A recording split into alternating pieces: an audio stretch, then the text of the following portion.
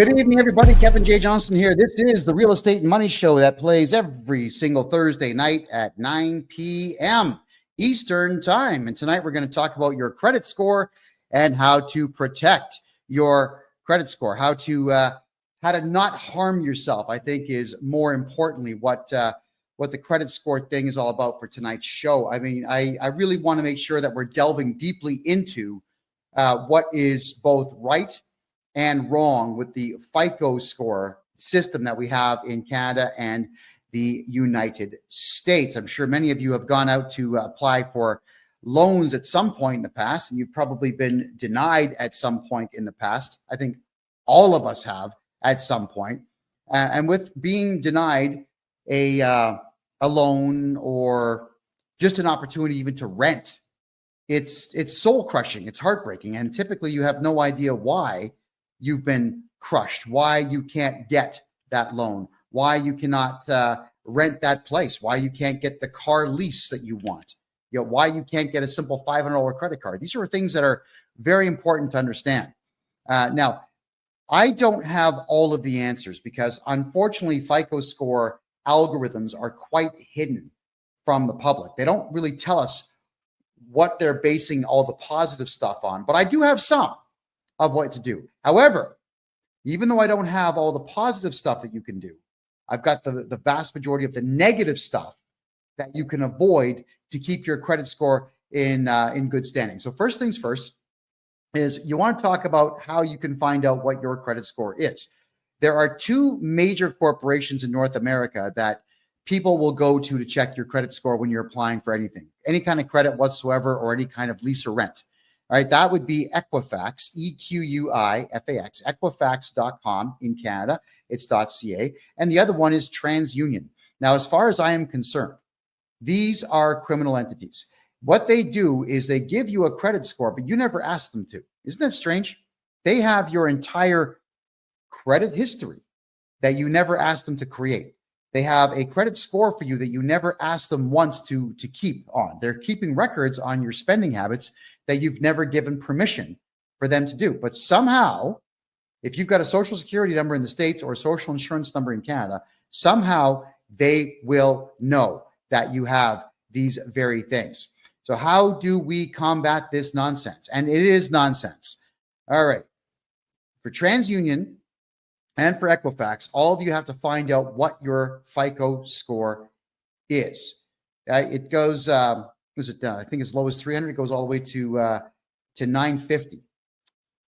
If you have a FICO score of 750 or higher, you're going to be pretty good at getting bank loans out there. And there is a way to get that to happen. I'll cover as much as I can in the next 52 minutes because it's only an hour show, everybody. How do you get your score? Well, Equifax and TransUnion, because of whatever deals that they've signed with the government, have to give you one free credit score of your own each year. So you go to their website, equifax.com or .ca, transunion.com or .ca, and you give them your necessary identification. Don't use a driver's license. If you've got a passport, always use your passport for any form of identification in Canada. Anytime at all that you want to know or do anything for that matter, it's passport only. It's nobody's business where you live.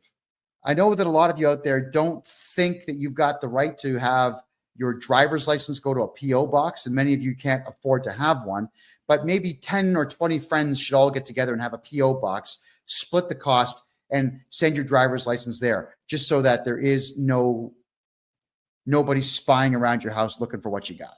All right. And the reason I say that is as a podcaster, unfortunately, when I was podcasting in Calgary in 2021, everybody in the city knew where I lived. They all knew that there was going to be a podcast taking place there. So we always had to double lock and triple lock our doors. So we had the front door was locked. We put a steel cage over the window of the room that we used, and we installed an extra door in the hallway and put a lock on that just to buy time if anybody chose to break in.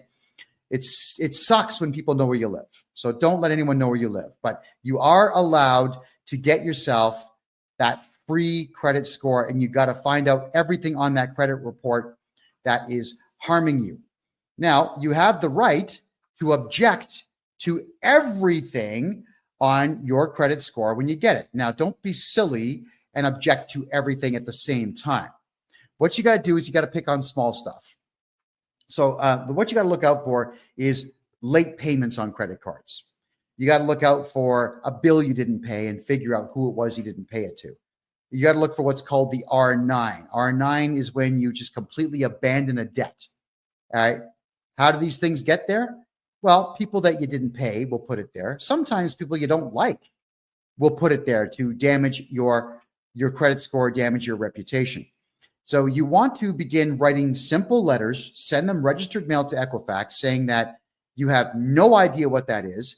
It seems like it's either erroneous or it's fraudulent. Please remove it. And they are obligated at that point to prove that there was a debt. You don't have to prove there is no debt. They have to prove that there is one. If there's going to be an R9 or any particular type of complaint on Equifax or TransUnion, you've got to demand in your letter, what is it? Who's the contract with? Where did it come from? Why is it there? And they've got to prove all that. If they can't prove it, you have to demand you deal with this in 30 days or you must remove it, and they will remove it. R9s are a bit more difficult if it's a credit card company, because obviously the credit card company will be able to prove it, but we can still argue it. You want to make sure that each time you get something off your credit score, that you send another letter in complaining about the next thing. Get your credit score to be patched up as quickly as is possible. Now, what is it based on? Well, here's a graphic, everybody. I got to put this white piece of paper here so you can see all the numbers. All right.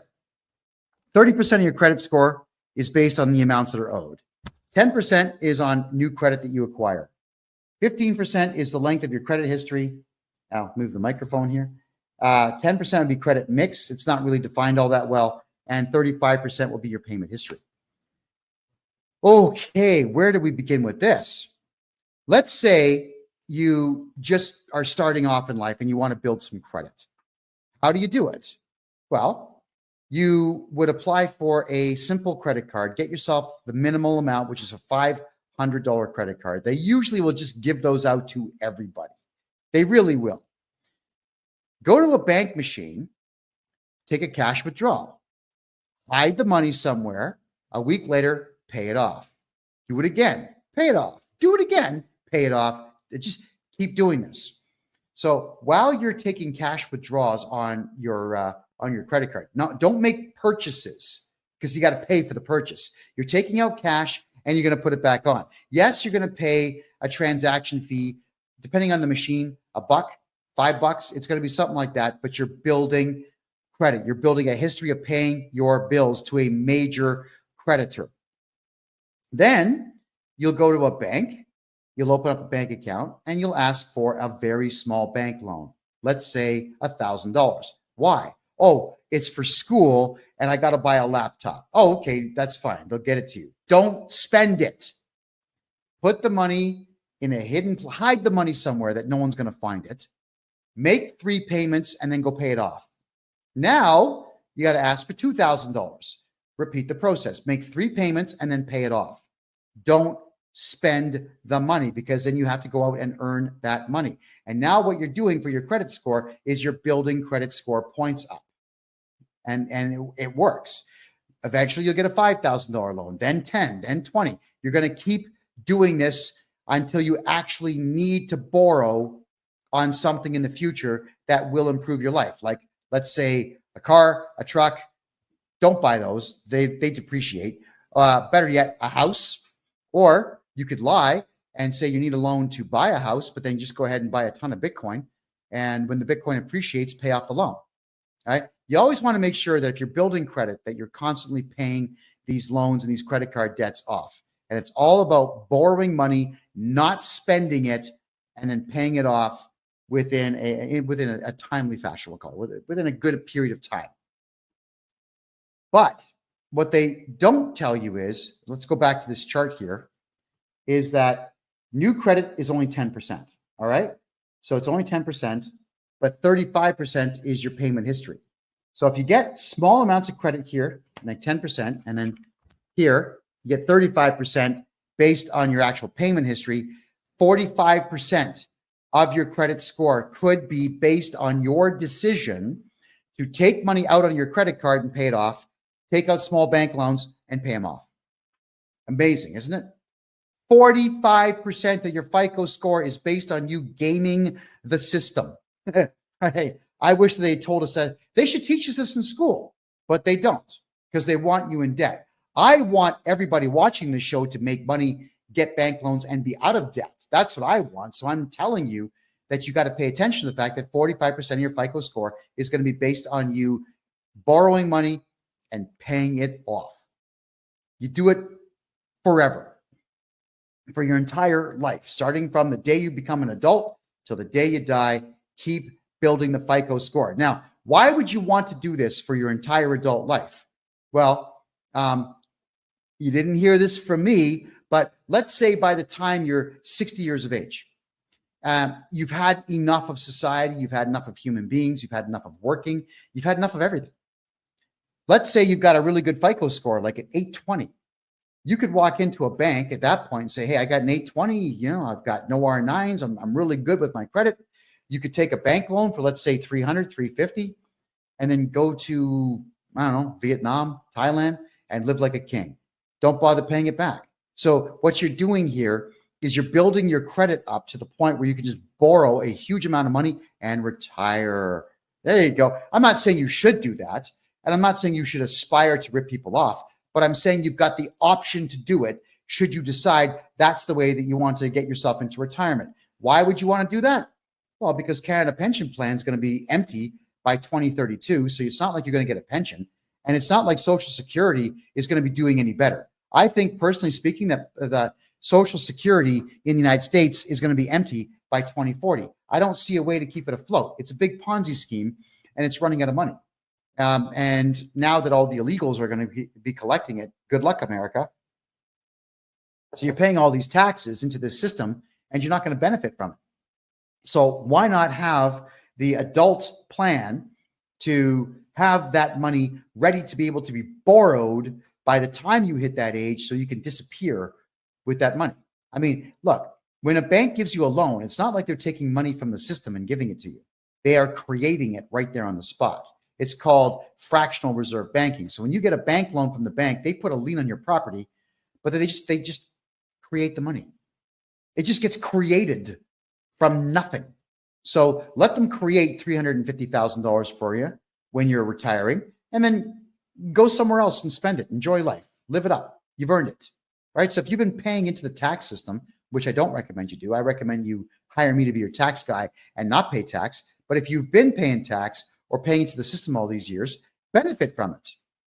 Benefit from it. Start planning for your retirement now by keeping your FICO score as high as you possibly can. So getting back to the FICO score, this one here, let's address the 15% of the length of your credit history. All right. Your FICO score, if you keep your FICO score in good standing through your entire adult life, if you start doing it when you're 18, by the time you get to 60, 15% of your FICO score is going to be based on the fact that you had good credit for 42 years. So keep your credit good in that time as best as you possibly can. But this is the one here that I want to warn everybody about. 30% of your FICO score is based on the amounts of money that you owe. Now, this is where I can really help you out. You got to remember that the way that the credit companies do this is that they've got hundreds of things that go against you and just a few dozen things that help you. Equifax seemingly is in the business of destroying you. Equifax seemingly is in the business of keeping you down, of not allowing you access to the capital that you need to become wealthy. That's what it seems like they're doing, which again, in my opinion, makes them criminals. But it's not like I can walk in there and just shut the company down, but I can tell you how to combat them. Knowing that 35% of your FICO score is going to be based on bad debt that you carry, here is the way to protect yourself. Let's start with basic rudimentary stuff. If you get a cell phone plan, doesn't matter with who. In the States, you got all of them. AT&T, you got Verizon, you've got Virgin, you got them all. In Canada, there's not as many. You've got Fido, Bell, Rogers. I think Cogeco just got bought by Rogers. There aren't many. It doesn't matter if you pay your cell phone bill on time for your entire adult life. That does not increase your credit score, which means that your cell phone bill should never be in your name, because I'll tell you why, is because there's a good chance at some point you're just going to forget about your bill. You're just going to forget. You didn't pay it. They report you to the credit agency, and now you've lost some FICO points. That sucks. How do you come back? Oh, let's have with this one. Let's just say they don't tell you about your roaming fee. And this has been happening with a lot of Canadian accounts. You go to Italy or you go to Germany and your phone gets turned on for just a brief second by accident. And all of a sudden, boom, $1,500 worth of roaming fees, just like that. Crazy. And if you don't pay it or you argue it, they just tag your credit score. So you can never put your cell phone in your real name, ever. You can't really do that with Bell and Rogers and the big boys because they want to see identification. But you can do it through a corporation. That is correct. You take your corporate documents in. You say, "Hi, my name is, here are the corporate documents. We want to get a corporate cell phone plan." Then they'll say, "Well, we want to secure it against you personally." I'm saying, you tell them, no, it's for the corporation. If you guys shut down this phone, we can't do business. I'm not going to secure it personally. And if you argue enough and just decide, okay, you know what, leave, then go to another cell phone dealer. They're all over the place. How many times have you seen foreigners that own cell phone shops? They'll find a plan. Somebody will do the deal. Just keep doing it until you find someone to do the deal. Make sure your cell phone plan is never in your name, ever. Okay? You get that? Doesn't matter if you're paying on time. It doesn't help your FICO score. But if you miss one bill, it hurts your FICO score. So your cell phone has got to be in that name or a company name, which you could also do. Let's say you're renting a place and you've got to pay utilities. If you've opened a corporation specifically to keep your name off of bills, then what you would do is get the internet bill and the gas bill and the electric bill and the water bill all put into, yes, you guessed it, a corporation. All of it. Even if the corporation's not making money, who cares? If you skip on a bill, it doesn't matter. They're going to bill the corporation. Just as long as your name is not listed as the director of the corporation, everything's going to be fine. Now, I do corporate courses on this. And if you want to get involved, come January 1st of next year, we're going to have a subscription-based website where for $25 a month, I'll be doing 1 or 2 shows a month that are private to members only to learn this stuff. But this is the general synopsis of how to protect your FICO score. The other thing is, if you don't want to go through the expense of registering a corporation, even if you buy a house, you can jump on the phone with all the utility companies, say, "Hi, I'm John Smith, Arnold Schwarzenegger, Richard Pryor. I'm somebody. We need the gas bill hooked up." In most provinces in Canada and about half of the states in the United States, they don't ask for identification or even clarification. They say, "Yeah, no problem. We'll send someone out. We'll get you all hooked up." Ta-da. So now the bill is in someone else's name. Why? Because if you pay your gas bill on time for 45 years, it doesn't positively benefit your FICO score. If you pay the water bill, it doesn't benefit your FICO score. If you pay your internet bill on time, it doesn't benefit your FICO score. Nothing benefits your FICO score when it comes to household utilities, but it can hurt you. So let's really go down the rabbit hole here. I'm sure all of you have maybe heard of Text Now. It allows you to have a separate phone number on your cell phone plan. All right. So you get a Text Now phone number, and that's the one that you would use for all of the bills on your house, especially if you're renting. If you're buying, it's great. I mean, do the same thing. Have the bills in a fictitious character's name and have them phone your alternate cell phone number looking for payment on the bills, because you're going to miss a bill. That's just how life works, guys. You get sick, you get in a car accident, you're going to not pay some bills. You don't want your FICO score dropping because you are incapacitated. Maybe you live with some friends and they skip out and they don't pay the bill. You got to catch up because your friends are jerks. Yeah, maybe you got a boyfriend, girlfriend, whatever it is. You guys break up. Someone doesn't pay the bill. If it's not in your name, it doesn't matter. Also, what you can do is, let's say, for argument's sake, if your gas bill, your electric bill, your whatever bills you got for your house are not in your name and you're behind on things, you can call them up and say, yeah, hey, it's John Smith. I need you to disconnect the gas and the water and everything else. I'm moving out of this house that I'm renting. No problem. They'll cut everything off. Tell them to send the final bill to your email address or text it to your phone. They will. And then you get rid of that particular Text Now phone number. And 2 days later, you get yourself another Text Now phone number or another one of the like Hush phone number. Any of these phone numbers that are voice over IPs, call them up saying, different voice. Hey, what's up? I'm Ricky Savage Michelson, and I got to get some bills. I just moved into this rental house. And the process starts all over. So you can actually get away with not paying between 3 and 4 months worth of bills, and you get a new name attached to the same residence that you are living in, and it doesn't hurt your FICO score. Right? It doesn't hurt your FICO score. If you're not going to pay bills, it doesn't hurt your FICO score. Now, I'm not encouraging all of you to not pay bills if you don't have to. I'm telling you that I understand with our rotten economy in North America right now and the severe lack of money in the money supply right now, that these are the options that you have to give yourself.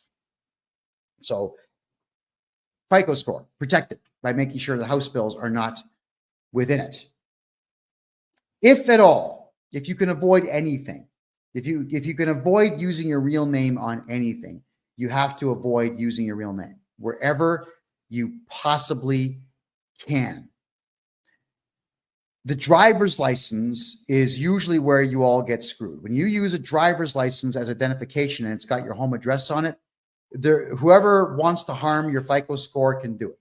If you absolutely have to show identification that's got your name and face on it, passport every single time. If you have an expired passport, keep it, because you can use that. If they say, we want to see 2 pieces of ID, 2 passports, and they might say, well, one of them is expired. So there is no law that says you can't show expired identification. The only problem with an expired driver's license is that you can't drive with it, but you can still use it as identification. The only problem with an expired passport is you can't fly with it, but you can still use it as identification. Any photo ID card in Canada that expires can always be used to identify you. You just can't use it for the prescribed use that it's for. So don't listen to anybody's crap when they tell you that you can't use that expired driver's license, health card, passport. You can. It doesn't have to be updated to be valid. It's still valid. And that's the beautiful part of identification. So if your passport is going to expire, order a new one and don't take the old one in and turn that in. Whenever you get a new driver's license, anywhere in Canada, you can say, I lost it. I just lost it. Can I have another one? Keep the old one. If you're able to, have all your identification go to a post office box. Or, if they don't like to use P.O. box in the address, fine. Then go to mailboxes, etc. UPS store. Go to any of the retail mailbox places and get yourself a mailbox and use that. Because if you go to the UPS store, for example, then what they do is they actually have an address. 7400 Main Street, suite number 404. That would be your box number, but it won't say box number. It'll say suite number, which is exactly what you want to do. I can't stress enough that this is no longer the 1970s. In the 1970s and the 1980s, people would ring your doorbell to say, hey, I'm happy to see you. Like, thank you for your friendship. And that was it. There was never anything nefarious that people had in mind when they would ring your doorbell. Back in the days, people would ring your doorbell. You just open the door. Hi. Like, it was a surprise. You're excited. Someone's here. And then eventually towards the end of the 1980s and the beginning of the 1990s, every third person ringing the doorbell was some solicitor trying to sell you something. So you had to get really good at yelling at people saying, get out of here. And it's annoying to have someone, unfortunately, they are legally allowed to do so. The law says they can ring your doorbell, but they have to leave when you tell them to. I don't want to get out of my chair or stop what I'm doing to answer the door for someone I don't know. I really don't, but it is what it is. And now, 9 times out of 10, when someone knocks on the door, it's someone looking for money, or it's the cops asking you why you said that thing that time on social media, or the cops are saying, well, someone complained about your car and we're here to investigate, and so on. Yeah, it's someone looking to gain money or leverage from you or on you these days.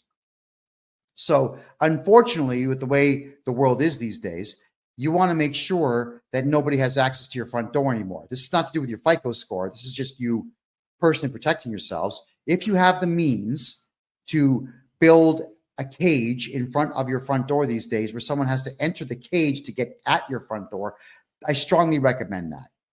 It's sad that our society's crumbled that way, but it has. So you cannot let people have leverage on you. And that's the same thing with phone calls that come in. I can't stand the fact that if you have a landline in Canada, you get absolutely bombarded by people from outside the country trying to sell you something and asking questions. And unfortunately, Canadians and Americans, they're high trust societies, so people answer questions. Like, don't answer questions to people that phone you. They're fishing for information to steal your identity. Start hanging up the phone. It's regrettable, but we have to unfortunately go to cell phone plans and not have landlines, specifically to not get phone calls from solicitors. And when you do buy something online, or you give information online and someone else starts tagging your credit card to buy stuff, it can harm your FICO score. Got to be very careful who you give your information to. So please do not give your home address to anyone. Do not use your driver's license as identification for anything. If you're in a rental house, use fake names to get utility bills done. Passport only for ID for anything. And if you can avoid using your real name, avoid using your real name. And even for things like signing your kids up for sports. Yeah, you've got to give your kid's birth certificate up. But when they say that we want to see a hydro bill to prove that you are living where you say you are, no.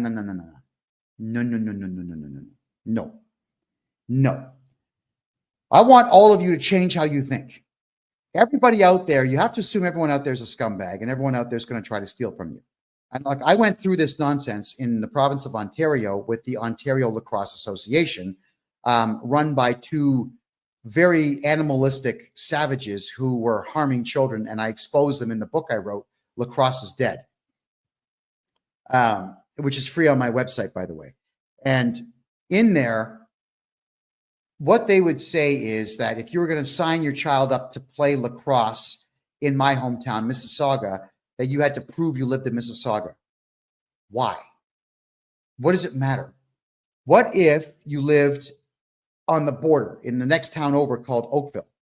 But to play in Oakville, you had to go 24 kilometers that way instead of 1 kilometer that way. Why would you want to waste time and fuel? Why do you have to prove this? So all of you, when you know in advance that you may have to show a bill to prove that your kid goes there, get an affidavit done instead.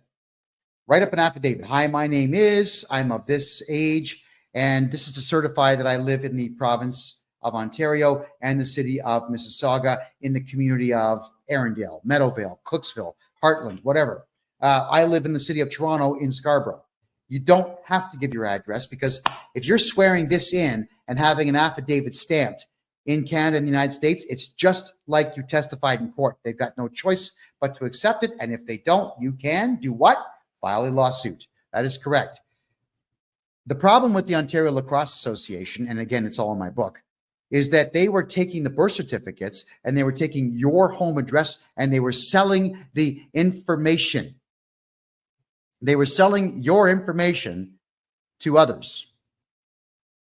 Okay. So I'm turning my Wi-Fi on, everybody. I think I'm getting some complaints that my mouth is not synced with my audio. So tell me if it gets any better there on TikTok, please. Yeah, they were selling the information. So at any given point, your FICO score can be affected by the fact that your information is being sold to others, because you never know what is going to get done with the information. You just absolutely never know. So please use affidavits when you want to tell someone, I live in a city, and don't put your home address on it. We all have to protect ourselves. So getting back to the FICO score pie chart here. All right, let's go through it again. 35%, you can see right there, 35% of it is based on your payment history. So keep that going. 15% right here is based on your length of credit history. So the older you get, the higher the score will go if you keep your credit score in good standing. 10% is based on new credit. And 30% in the red here is based on debts that you owe. And then the 10% credit mix, this would be, were you successful in getting a bank loan? If yes, how many times? Were you successful in getting a mortgage? If so, how much and how long ago, and so on. Do not apply for loans on what's called a hard credit check unless you've already done your own soft credit check. Here's the difference between the two. A soft credit check is not you applying for something. It's you checking out your own credit score. Every time your credit gets searched by somebody, it hurts your credit score, which is why you need to get your free credit score checked from Equifax and from TransUnion. You have no choice. You just have to do these things, everyone. Why do you have to do them? It's because you need to know who is trying to rip you off and who's trying to hurt you. When you get your credit score from them, you need to also look and see how many hard credit checks that there were. Because with the use of an affidavit and a letter to Equifax, you can actually write a letter to Equifax and TransUnion and tell them, hey, someone did a hard credit check and I did not authorize that. They will actually have to produce a signature showing that you authorized that credit check to be done. And if they can't produce that signature, which you probably didn't do, they have to remove that hard credit check. So a hard credit check is you asking for credit from a bank or credit from a financial institution or credit from anyone who involves themselves in lending money or a financial institution. You don't want hard credit checks there, right? The soft credit check is something that banks will do once a year on you just to see what your credit score is so they can adjust your bank rates up and down. It's criminal that they do it, but they do it. And the soft ones, they don't show up. So we got ourselves a troll. I just have to get rid of the troll, folks. Give me a second here. There you go. And blocked. There you go. Okay. So thank you for that. So you want to make sure that you are not letting them do the hard credit checks. The soft credit checks, they will do. The soft credit checks do not show up on your account. Be very careful how many hard credit checks that you yourself go for. If you go to get a bank loan, they'll do a hard credit check. If you don't get the bank loan, that shows up on your credit score, which is why you always have to start off with small bank loans. They might even ask you, do you have any collateral? Yeah, I've got this watch. I've got this gold bar, like whatever you have. You may have to actually let the bank hold on to things for you. Keeping in mind, if the bank loses it, they've got to compensate you 100% plus whatever other fees you demand from them. So yeah, secure the bank loan with gold or silver or jewelry if you need to. But start building your credit using the methods that I have talked about. Hard credit checks, you got to get rid of them all. You have to be in constant watch of your credit score and eliminate as much as you possibly can using everything at your disposal. And I've given you a gold here tonight, everybody. So I'd like everyone watching the show tonight to go to Equifax and TransUnion and request your free credit score. And they will send it to you. And look at everything on there and start to comprehend how easy it is for someone to harm your credit score. So if there's any questions that anybody has, I'll go right ahead and I'll take those questions now. Throw them in the chat room here. This is to do with your FICO score, everybody. It's to do with credit scores. You want to make sure that your credit scores stay intact. Oh my God, we got trolls here tonight. I thought we got rid of all these guys. Oh man. There we go. Confirm. Sorry, guys. Occasionally we get trolls coming in here that like to badmouth me. There's a propensity for, we'll say, non-conservatives to not appreciate the fact that I'm teaching people that the conservative way of doing business and living life tends to be the more successful of the two. So for the profanity that sometimes show up in the chats, I do humbly apologize to all of you. FICO scores themselves, I've been asked many times if it's possible to remove yourself completely from the FICO score. You know, we did have a friend of mine. I helped him write a lawsuit against Equifax because what they were doing was they were interfering with his capacity to live life the way that he wanted to. He served them, but he didn't pursue it. I actually was very curious to know what the judge would have said about a FICO score company keeping your FICO score without your permission to have even opened up your FICO score account in the first place. Okay, so Nada says, renewing a mortgage, and I'm not comfortable showing my bank accounts as proof of pension income. Nada, if you wanted to, you can get a hold of me on my website, kevinjjohnston.com, and you could, I can give you the contact information of a mortgage broker who can get you into a private lending situation where you don't have to show that to anybody. Because the private lenders, they're not going to check your credit rating. They're not even going to check your income. They're just going to ask if you can secure the loan somehow, which of course would be the house that you're borrowing against. And there you go. It's probably going to be 1% above prime, but at least you'll get it guaranteed without having to prove anything to anyone. And that's what the banks do. You see, Canada has asset-based lending, which is why the economy is garbage. If you don't have $1 million, you can't borrow $1 million. That's the insanity of Canada's banking system. Whereas in the United States, everything is capital-based banking. So you go into the bank with a really good idea and they'll give you money because they're hoping to make money off of you. And American banks are really, really, really good at writing off debt and selling debt to others. All right. So that is why it's so difficult to get things done in Canada. So if you're having a difficult time getting credit in Canada, it is because the system in Canada works against you. It really does work against you. And you need to combat that by taking the advice that I've given you on tonight's show. The other thing, and this is another one, they don't talk about this, but the Canada Revenue Agency will report your lack of cooperation with them to the credit companies, Equifax and TransUnion, which is why you got to come to me to get your taxes fixed. I know that you don't want to pay taxes. I get it. And technically, it's actually illegal to collect taxes, technically, but you're not going to win that argument.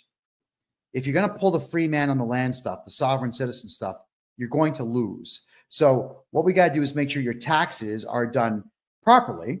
I can get you back a fortune. Look, if I was to redo your taxes and get you back everything you paid over the last 10 years, that's not going to affect your FICO score negatively.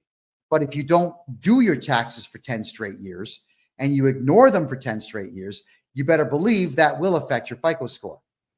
When we do all your taxes at one time and we find out that you don't owe money, it's going to increase the FICO score a little bit, but not much.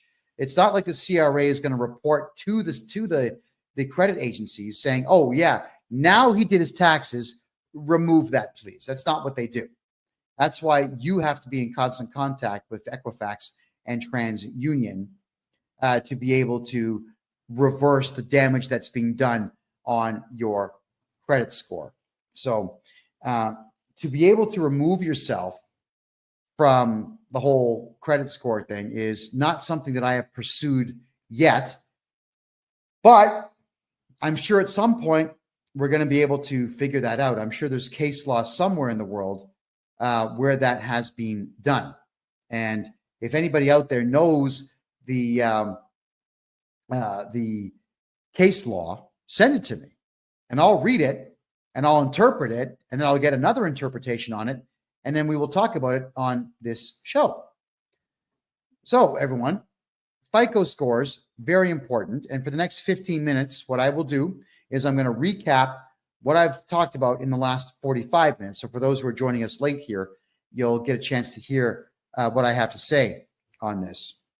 And with your FICO score, it is based on the following factors. So let me just bring the let's see here, and bring the chart back up for you. So right off the hop, 35% of it is going to be payment history. Your payment history is 35% of your FICO score, which is why you want to make sure that when you're borrowing money, you're not buying stuff. You're borrowing money for the sole purposes of building up your credit, because 10% is based on new credit that you get. So 45% of your credit score, everybody, is based on you acquiring some credit and keeping it in good standing, which is absolutely what all of you should be doing. Get what I was saying earlier in the show is you go to your bank machine with your credit card, get a credit card for $500 on it, take money out, hold on to it, pay it off a week later. Take more money out on the credit card, cash advance, pay it off, cash advance, pay it off. If you do this every week, that's 52 positive FICO score increases per year on just that one credit card. So once you've done that, you could apply for another credit card. So get a Visa and a MasterCard, both with $500 on them, and do the same thing, like Visa, MasterCard. Go to the bank machine, pull the cash. So if you have 2 credit cards, then that's 104 positive influences that you can have on your FICO score. Isn't that incredible? So after a year of doing that, as I said earlier in the show, you go and get a bank loan for a small amount of money, $1,000. Tell them you're buying a laptop for school. Keep the money in your room, hide it, make 3 payments, pay off the loan early. And meanwhile, while you're doing this, you're playing the credit card game. Then get a loan for $2,000. Make 3 payments, pay it off. Don't spend the money. Never spend the money. You're just taking it out for the purposes of putting it right back in and building your FICO score. Just keep getting bank loans so long as you've been building credit slowly. And then eventually you'll have yourself in a position where you could get a mortgage in the future. And let's just say you do get a mortgage in the future and you pay it off in good time and good standing and whatnot. And you keep your FICO score over 800 points. By the time you get to your 60s or 70s, you can get yourself a very big unsecured loan and just keep the money. And that's your retirement plan. So your retirement plan should not be Canada pension plan. It should not be Social Security in the States. It's going to be empty by the time anybody my age gets to retirement age to collect on it. You're never going to collect on it. Build a good FICO score. Take the money, take a loan out when you get older, pocket the dough. Pocket the dough. It's yours. That's why I'm encouraging all of you to build credit and keep it in good standing. When you rent a house or you buy a house, none of the utility bills in that house should ever be in your name. Just in case you forget to pay a bill, you get sick and you can't pay a bill, you lose your wallet, you can't pay a bill, you get robbed, you can't pay a bill. If it's not in your name, it doesn't matter how late you are. It's never going to affect your credit score negatively. And that's exactly how you should want it, where it never affects your score negatively, period. Cell phones should never be in your name because at some point, I promise you, you will miss a bill or you're going to go over on your data or someone's going to ghost your phone and they're going to use your data. You got a big bill and you can't pay it, never in your name.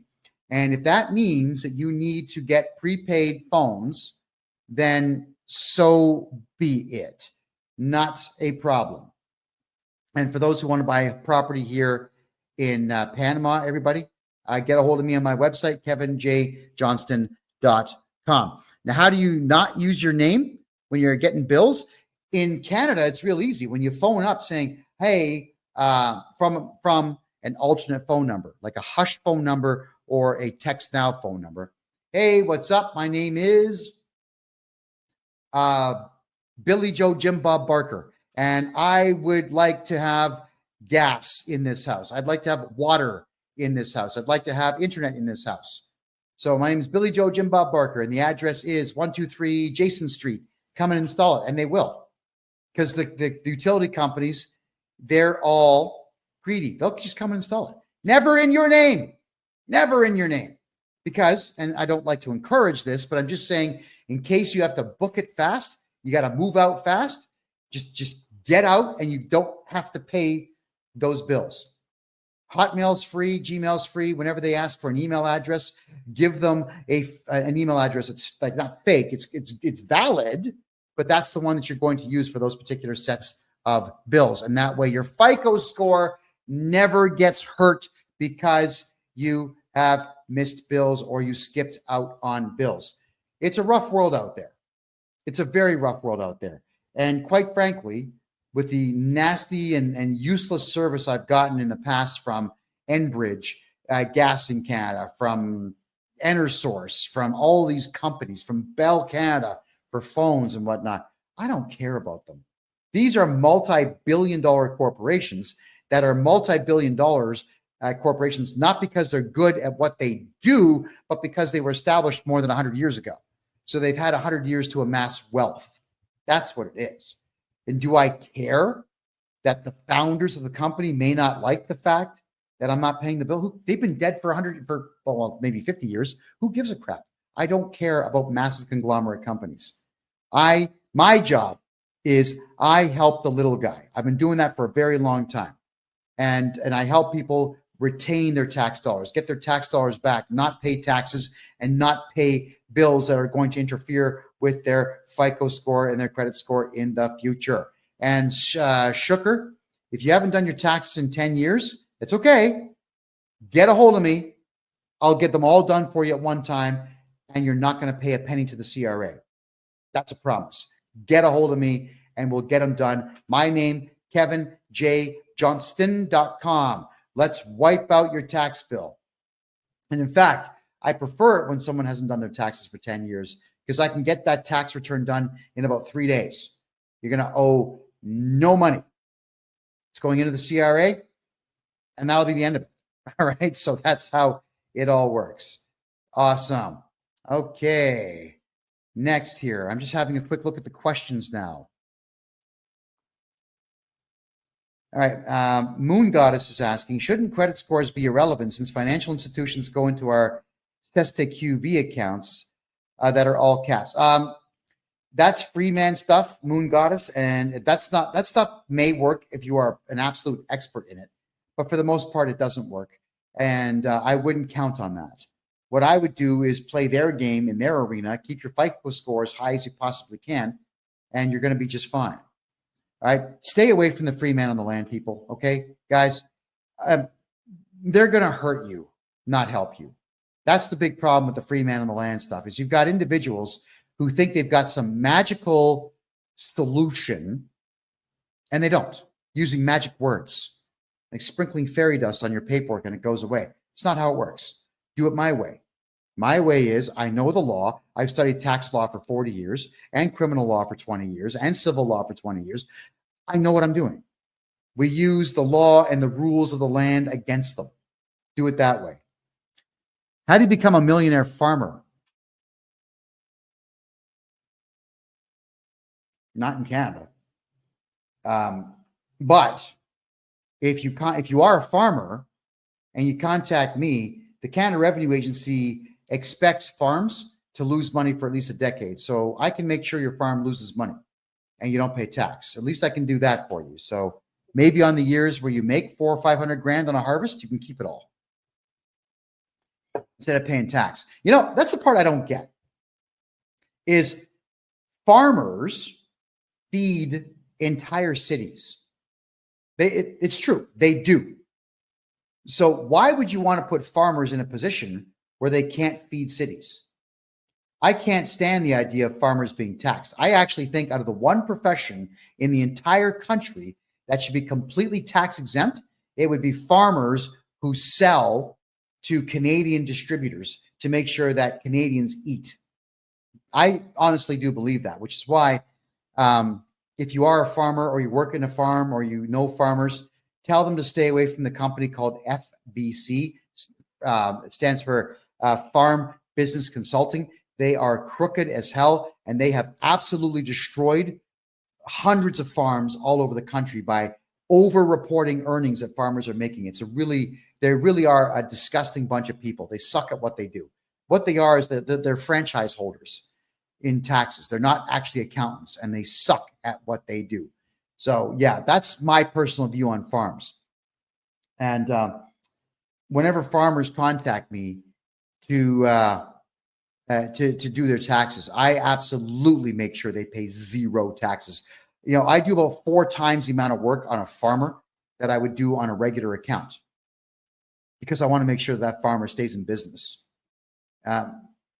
If anybody ever wonders if I'm lying to you or not, just understand the fact that when Stalin caged everybody into the Ukraine and took over all of the farms and then shut them down, what happened? Between 6 and 10 million Russians and Ukrainians starved to death. That's what happens when there's no farms. People die. So I want to make sure, and I'll be petitioning the government at some point in the future to completely keep farmers from having to pay tax. And so long as they're growing, then they should not be taxed. If they are selling anything, I don't care what it is, cucumbers, wheat, beef, they should not be paying tax on any of it. And what's really bizarre too is that there is farm fuel. So you can buy diesel fuel to run farm equipment at a much lesser price. It's probably like half. I don't know the exact amount, but it's about half of what you would pay at the pump. And then what they'll do is they put this purple dye inside of it so that if you fill your tank with it to drive around, like your pickup truck or your diesel-powered Mercedes or whatever else, sometimes you get pulled over by losers, and they are losers. These supposed traffic guys, like in the province of Ontario in Canada, they're called MTO, right? And they're the guys who couldn't pass the psychological exams to become cops.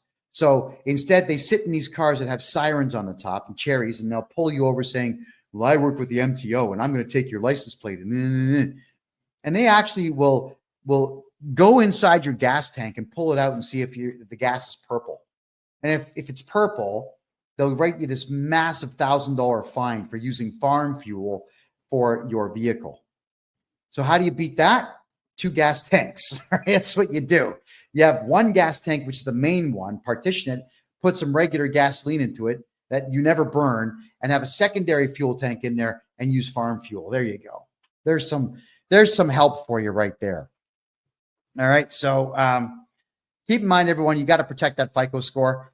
Rewatch this show, which is going to repeat all weekend now on Rumble. Just type in freedomreport.ca to watch the repeat. I'd like all of you to take the advice that I'm giving you here to make sure that you build credit and you hold on to credit so you can use your good credit score in your 60s and 70s to take out massive bank loans and never pay them back and retire with the bank's money. Because if anybody out there screws the banks in Canada or the United States, I'm a happy guy, because that's all the banks do out there is rip we, the small guy and gal, off on an absolute regular basis. That's crazy. My name is Kevin J. Johnston. Thank you very much for being here. This is the Real Estate and Money Show, where we talk about real estate, money, investment, gold, silver, and taxes. And we do it every Thursday at 9 p.m. Eastern Time. I want to say thank you all for being here. I can't wait to see you again next week, which we will do at freedomreport.ca. Have a great night.